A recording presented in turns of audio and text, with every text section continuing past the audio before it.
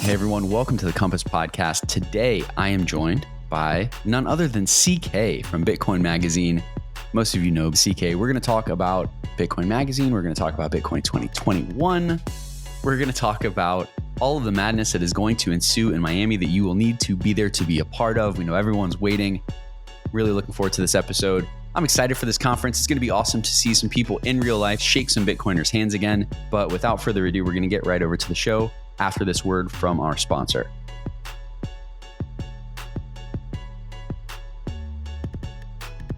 I hope that you enjoyed this episode. If you do, please consider subscribing and leaving a review on your preferred listening platform. It really helps out the show. The Compass Podcast is presented commercial-free by Compass, the #1 Bitcoin mining marketplace. If you want to get started mining Bitcoin, source hard-to-find ASICs, or find competitively priced hosting space, then check Compass out at compassmining.io. And now, on to the show. CK, how's it going, man? Welcome. Dude, what? Your background looks absolutely amazing. I know you're already in Miami, so dude, I can't wait to be there too. I'm excited for you to be down here, man. It's going to be awesome. Actually, we've never met in real life yet, have we? No, just across the screen, but I mean, you've been everywhere, so it's kind of hard to ignore Wit. Yeah, that's what can I say? What can I say? But no, man, look, I'm excited that we get to have this chat. You guys have been just on fire lately. Bitcoin Magazine, Bitcoin 2021. I want to talk about it all. But before we get into this, one of the stories that I have yet to hear, CK, how did you get into Bitcoin? Dude, it's a great story, man. I feel blessed and lucky that, I came in at a point where I could find Bitcoin pretty easily and quickly. But 2017, a lot of like crazy ICO madness and all that kind of good stuff happening. And a friend of mine, a lady was like, "Hey, have you heard of Bitcoin? Like, you should really look into it. It's pretty important." And that was the first time I'd ever given Bitcoin, any kind of due diligence or research. But I was driving up to a wedding in October, and I listened to every single Laura Shin podcast on the way to the wedding, and then on the way back. It was like a 4-hour drive, and by the end of that drive, I got home, downloaded Coinbase app, created an account, bought $500 of Bitcoin, $100 of Ethereum, and like $50 of Litecoin, and the rest is history. I was obsessed with Bitcoin. I started just like watching videos. I very quickly turned my Yell at Trump Twitter account into a Bitcoin, into like a Bitcoin crypto Twitter account, and I started scheming. How can I quit my normie job and get into Bitcoin? And I feel lucky because, there's a lot of confusion at the time around Bitcoin, altcoins, crypto in general. Like what was noise, what was signal? It was kind of hard to tell. But, I had at least critical enough mind to be like, it can't be, rainbows and unicorns. Like I've seen startups, like a lot of these are just shitty startups with a token on top of them. So I started just kind of asking the right questions and immediately found like Bitcoin maximalists online, like being really critical. I feel lucky that I kind of like found the signal in Bitcoin, within like maybe 2 months, really. So not to say that, there's nothing else happening in Bitcoin that is, outside of BTC exclusively that's interesting, but definitely in 2017 saved me a lot of pain, saved me a lot of cringe, just to kind of hone in on Bitcoin. So what was the normie job that you left to go full-time Bitcoin? Yeah, I mean, I've been working in Silicon Valley just doing sales. So I was doing sales at like just this horribly cringe type of a company where we were modeling consumer data and then selling like leads to direct marketers. Oh, man. So it's like literally the opposite of Bitcoin. So I was miserable there and, found Bitcoin, got obsessed, just started scheming. How can I quit? Ended up going to the Miami Shitcoin Conference 2018. There's banana coin pop-ups and everything there. But thankfully, the Bitcoin Magazine team was there too. So February 2018, joined the Bitcoin Magazine team doing conference sales. So kept doing sales and started doing POV crypto podcasts a little bit later after that. And started making my way into the Bitcoin content arena. The rest is history, right? The rest is history. Yep.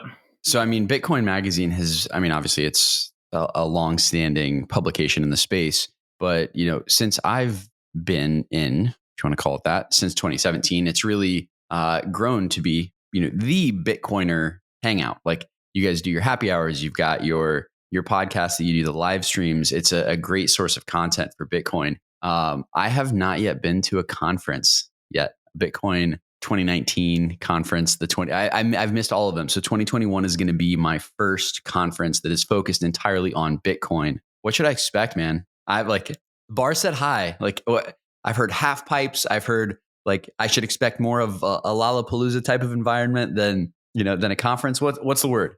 Dude, I mean, yeah, it's going to be absolutely wild. So I started in event sales. I don't do event sales anymore, but like I've sold events during the bear market. And this is not that.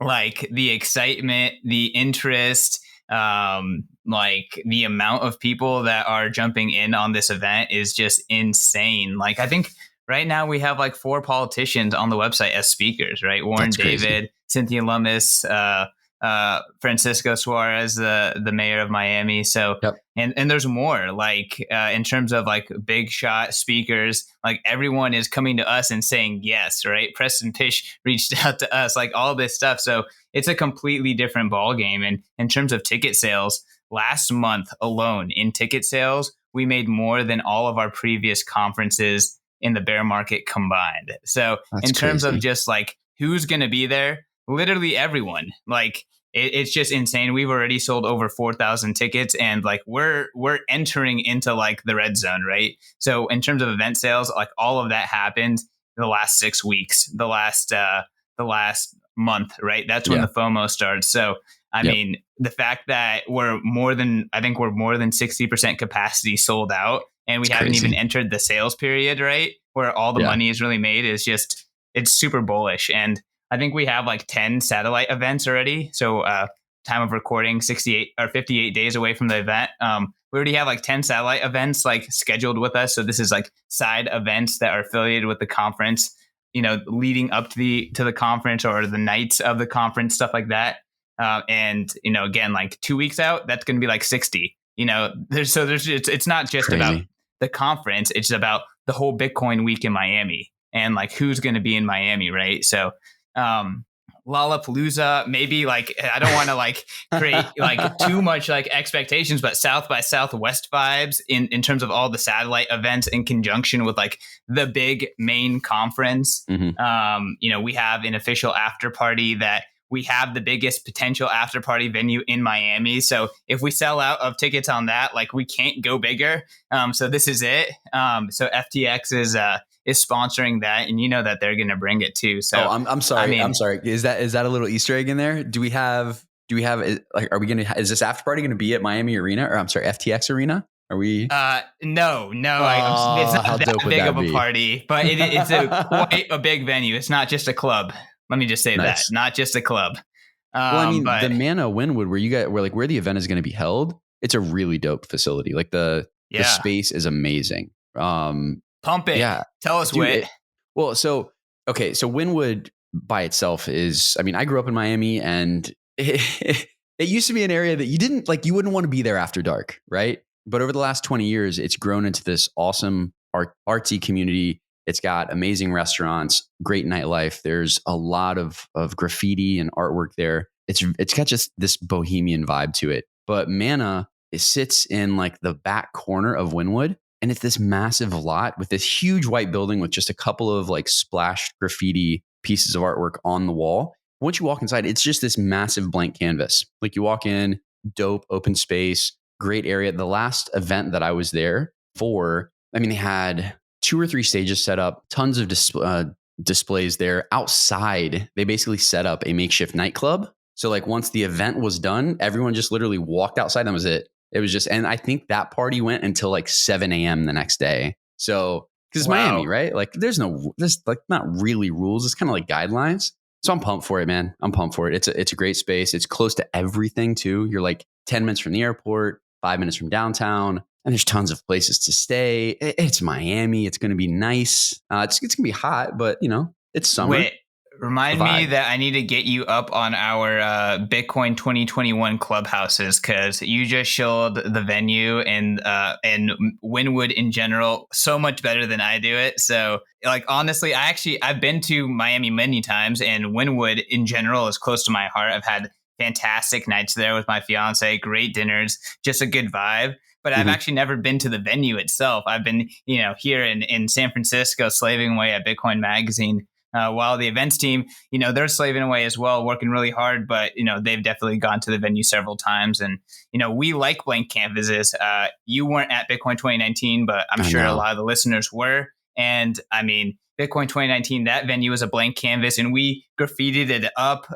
We built a lot of cool stuff there. We had a giant bee behind like the main stage. So we get the same vibe from Man and Wynwood, except that's cleaner and better and has a better outdoor space. So we're trying to just do Bitcoin 2019 bigger and better in the bull market. So I'm really hyped. Yeah, it's gonna be dope. I'm so excited for it. So of all of the speakers that are going to be there, I'm going to put you on the spot here. Who are you most looking forward to hearing talk? So, I mean, almost all of these speakers are going to be here in person, first of all. So that is super, super hype. And, because this is the conference that you have to be at, and we are all Bitcoiners, we're all about getting together and like kind of like leading with courage. We've been in the position for some of these, even bigger shot guys to be like, hey, if you can't be there in person, maybe next year. Right. So it's like, that's kind of been like our position. And, almost all of these folks are going to be here in person. So I think that is really awesome. I'm really excited. First and foremost, John Vallis and Peter McCormick are going to be co-hosting as MCs. And like, I think that they bring such a dope energy, individually themselves. So I'm really excited to see that. I mean, John Vallis, I've really been loving his podcast. He's kind of up and coming. And then, of course, Peter is just building something that's, to marvel at. He's built over the past 3 years in terms of a media organization. And so I'm excited to have both their personalities. I already plugged a bunch of the politicians, but a lot of the like other kind of like movers and shakers that have like entered into the Bitcoin space recently. It's we're gonna have Preston Pish. Who else? We're gonna have Chamath will be there. Yeah, Chamath is gonna be there. That's a scary one in terms of like some Bitcoiners are getting upset, but I mean, like we're seeing a lot of heat. Like Mike Novogratz, Steve Lee. Like I can just name drop off the list, but I'm trying to think of like who are the newer guys who jumped in this space who are going to be there too. Michael Saylor is the yes, of course. Sailor Moon, bro. Sailor Moon. Yeah, look, and he's a Miami native too, right? So his yacht is already going to be here. That's easy. Yeah. Well, I mean, look, there's the potential for a lot of people to be here now, especially that all the tech bros are moving from your area to my area, right? Like the migration pattern is happening. It's it's like I want to migrate, to be honest, but there's some forces keeping me here. I mean, dude, like again, Jack Dorsey, Chamath, Tony Hawk, the headliners on the website. Our queen, Senator Cynthia Lummis, she's really legitimized Bitcoin in a big way. And, I think that she's making a lot of jaws drop over there in DC with the amount of enthusiasm Bitcoiners have towards her. So, I think that she's kind of like this catalyst of, a lot of people in DC getting onto the Bitcoin bandwagon. So I'm super excited to see what happens with her.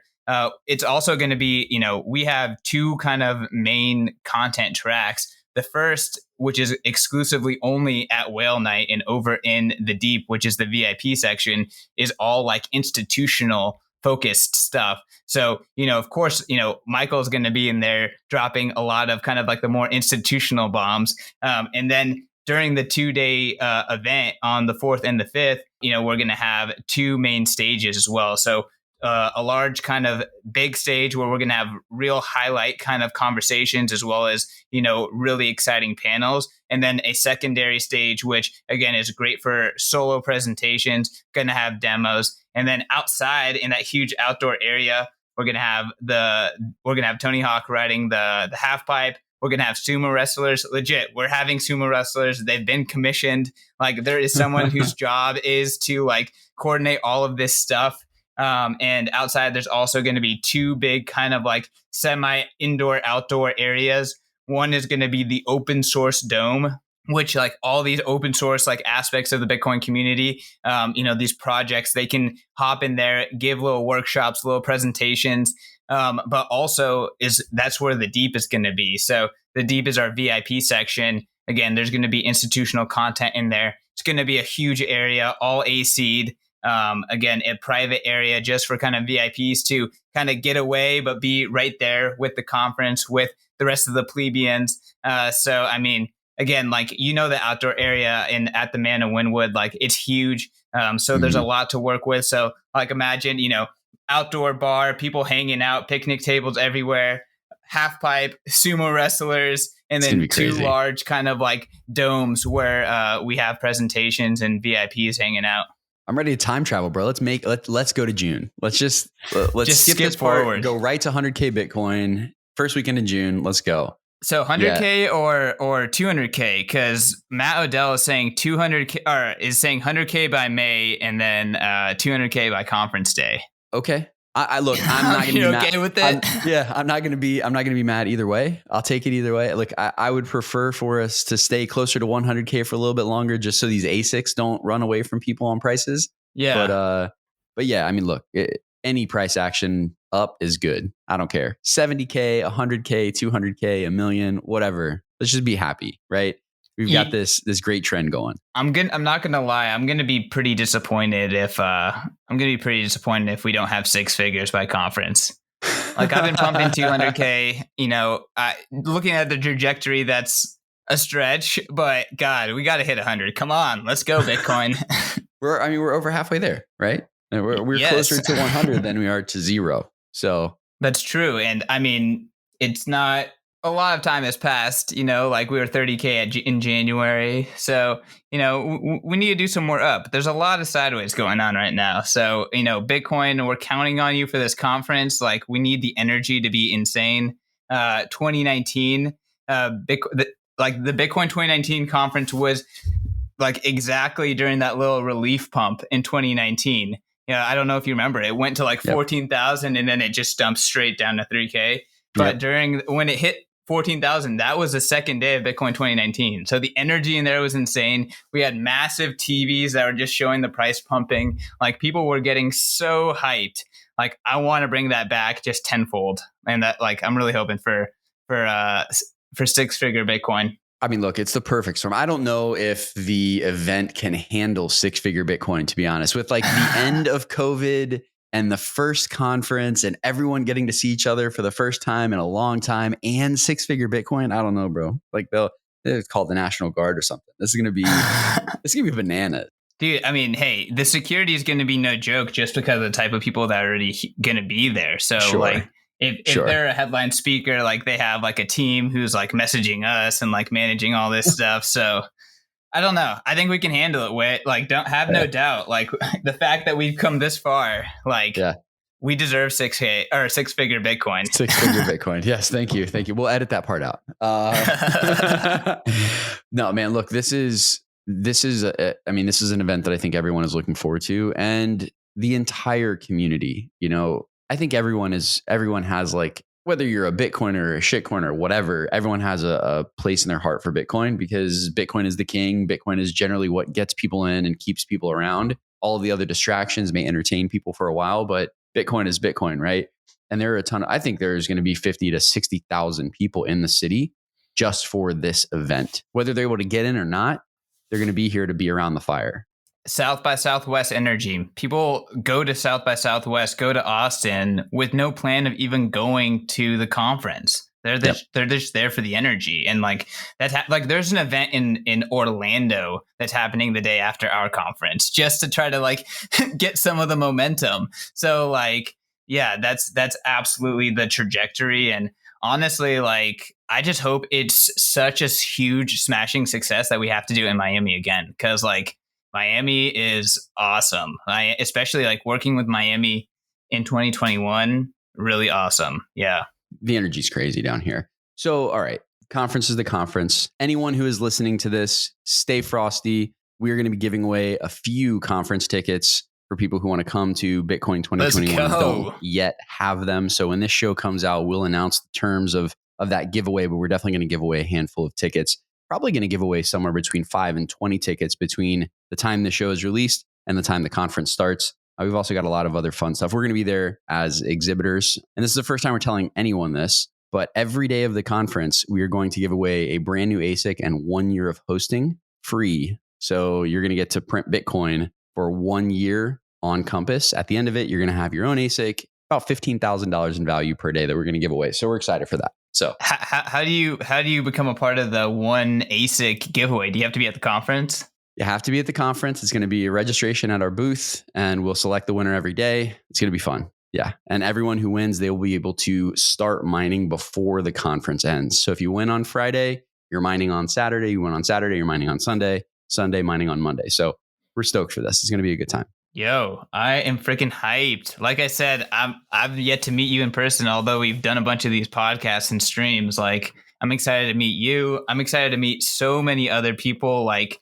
I feel like, Bitcoiners have been some of the most social people in the world. And, we definitely use the internet to its full advantage. So I feel like the conference is going to be an opportunity just, get to gather again. And it's one of the best parts about Bitcoin is just the community. For sure. Well, CK, let's talk Bitcoin Magazine. All right. So aside from the conference, what's the plan? Like where are you guys heading directionally over the next 6 months? Yeah. So, I mean, I know that with Compass, you guys are like leading the way with just like focusing and honing in on mining, on everything mining, right? And I love that. And that's kind of like what we're trying to do with Bitcoin Magazine is hone in on everything BTC, right? So there's a lot of people commenting on the entire crypto space. We want to be, we think that Bitcoin is the signal in the long game for sure. And, for us, if we can be the most trusted voice, the leading voice in Bitcoin, especially amongst, let's call them the Bitcoin diehards, the tastemakers out there, then I think we're doing the right thing. So let me know if we're not, if you see something like as a Bitcoiner that you don't like that Bitcoin Magazine is doing, but we're just trying to win Bitcoin ultimately. So whether that is like from a technical perspective, whether that's onboarding newbie perspective, whether that is aggregating Bitcoin news and like being the trusted place to like, hey, you're going to learn about Bitcoin. You're going to get everything that you need about the space and the happenings. And you're not going to have to deal with any like baloney headlines, right? You can just follow us. Bitcoin Magazine has you covered. Did you say baloney? I like that. I haven't heard baloney in a while. So, no, man, look. Spare you the bleeping. Hey, this is a Bitcoin podcast. You can drop F-bombs. We're all right. No, man, but look, this is a really exciting time for Bitcoin. This is a really exciting time for the space. I think when it comes to media, you guys do a great job of the coverage that you provide. You guys are always Johnny on the spot when it comes to important news. And you're such big cheerleaders for everyone that's doing great things in the space. It's so cool to see because, like as a company that's active, like sometimes it's hard. Like it's hard to like, get your message out. And you guys always do a good job of shining a spotlight on people who, they may not have the budget to do a ton of marketing. They may not have the understanding or the wherewithal of, how media works. You guys are always there to make sure that you're getting good attention to the people who deserve it. So as a Bitcoiner right now, and let's leave Compass out of this one. What's the one product or service that's being built on or around Bitcoin that you're the most excited about right now? Yeah, I mean, this seems like really lame, but I just think straight multi-sig. And I think the fact that you can now download Spectre Wallet, get a pruned node on your normal everyday laptop, and then you can interface with either a single sig setup or a multi-sig setup with your own node, just like that. Like that's freaking awesome. And I mean, like people are always saying like, oh, no one's going to run a node. But like, I honestly see like a node is kind of like your little like house router. Like everyone has a router. Like maybe in the 70s, like, oh, no one's going to run an internet router in their home. Like joke's on you. Like, so this is like your little bank router, your little money router. So the fact that like, there's projects like Sparrow Wallet, Spectre Wallet, many others, Nunchuck that like are making it super easy. And like, I don't know for the listeners out there, if you've ran a pruned node, but like, it's like 1.5 gigs. Like, yeah, it takes a while to download the node, okay, go camping for a weekend while you download your node. And then boom, it's like 1.5 gigs after that. And you're using Bitcoin trustlessly. Like that's huge. So, I mean, I think that's amazing. You said leave Compass out, but like people have always been hating on you can't mine Bitcoin. Mining Bitcoin is not accessible, blah, blah, blah. We need proof of stake. We need this bullshit so, people can participate in consensus. And it's just such horseshit.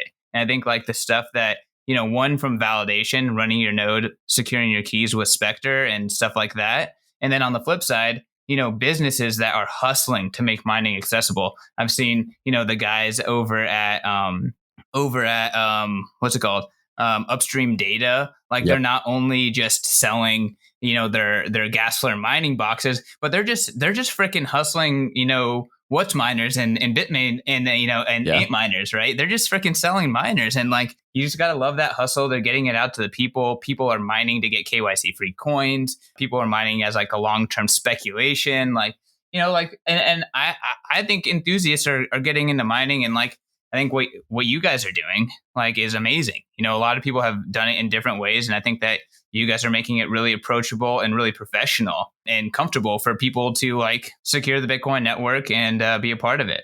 Look, it's what it's all about. We got to make Bitcoin as secure as possible. If we're all planning on being here long term, then it's got to be around to support us. You got to feed what you're going to eat later. So it's very important. I don't know if you know this, but I mining just fascinates me, man, and like it's super bullish to me to see like the use case of like proof of work as like a grid balancing mechanism and as like a reliable energy demand for energy production.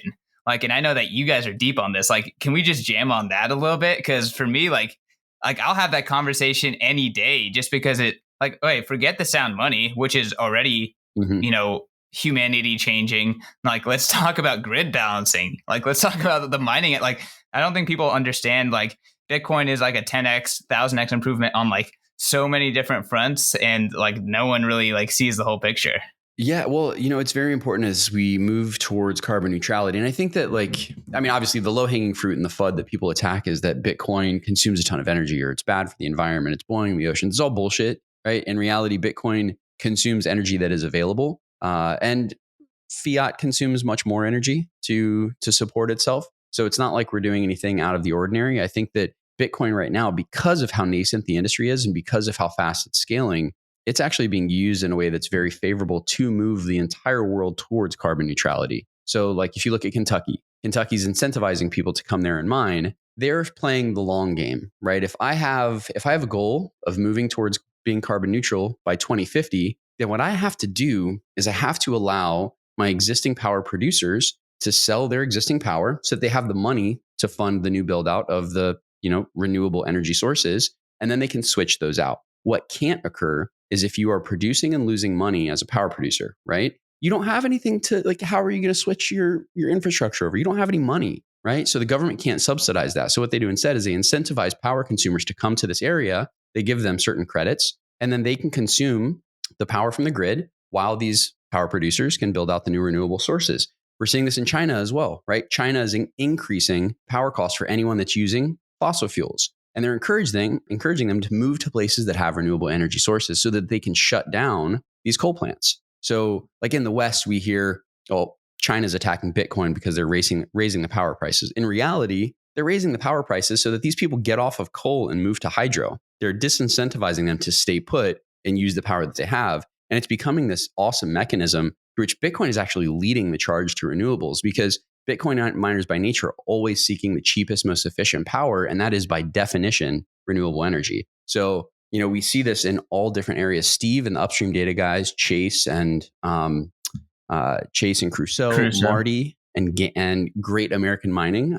No more GAM. It's Great American Mining. They're doing it, right? They're finding these sources of energy that are either going to be burned and damage the environment or just be completely wasted altogether. And they're utilizing these to strengthen Bitcoin's network, while of course maintaining and sustaining a nice business. But I think these are the best stalwarts for moving the renewable energy movement forward. And it's critically important that like we start to take ownership of this as Bitcoiners and just like plant our flag in the fact that like fuck global warming. We're fixing the planet, and anyone who says different They're just hating because they don't like non-state money. That's all it is. They don't want non-state money, so they're trying to find any way that they can to put a chink in our armor. Yeah, I mean, I love that. And again, I think Bitcoiners need to own the narrative for sure, just because we've allowed other people to set the narrative and it's just so wrong. And the reality is, like you said, we are the tip of the spear. We're the ones leading the innovation.